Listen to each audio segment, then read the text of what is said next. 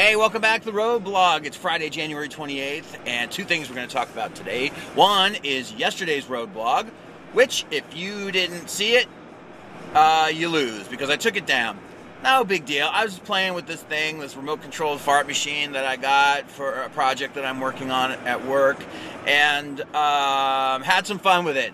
And I just decided it really is kind of unprofessional and crude, and I've got a lot of work people on my friend list, and so I didn't want, too many people seeing that. Number two, so to speak, is the Carmageddon that took place 2 days ago when we got 5 inches of snow.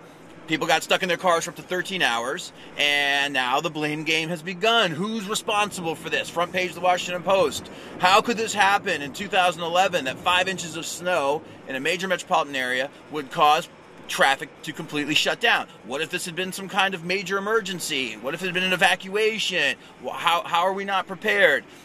Who's responsible? Is it the cities for not clearing the snow properly? Is it the federal government for not shutting down earlier? I've got the answer. By and large, the person responsible is you. And not a popular thing to say, but let me qualify that.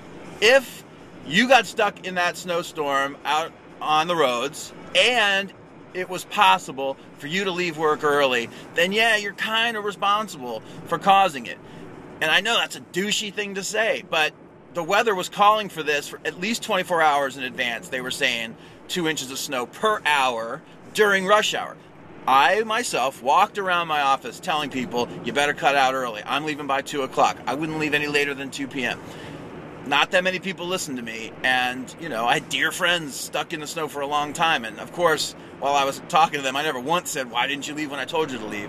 But I'm telling you now, you should have left. I mean, you know that now, right? It's really stupid to say that, but it doesn't serve any purpose to ask who's responsible now, because, they're saying, how are we going to prepare for the next one? The next one, this was the rarest, convergence of circumstances, where the rain washed the chemicals off the road. We got a layer of sleet first, and then snow at 2 inches per hour right during rush hour.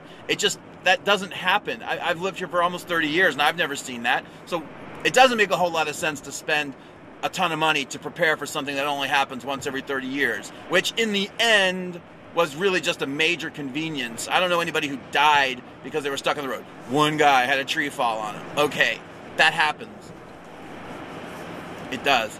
And so all I can say is, now if you had to stay late, if your boss wouldn't let you leave, if you had one of those jobs where coverage was required, or it would hurt your career if you left, or whatever, then yeah, you should be mad at the people who could leave. It wasn't your fault, but if we had a third of the people on the road, which we could have, then it would have been okay. That's all. Not a popular thing to say, I know. We should end with a song. High on a hill stood a lonely goat herd. Lay-o-lay-o-lay-hoo. One little lamb with a tiny goat herd. Lay-o-lay-o-loo. There, now it's a fun road blog. Now I'm not a dick. Have a good day.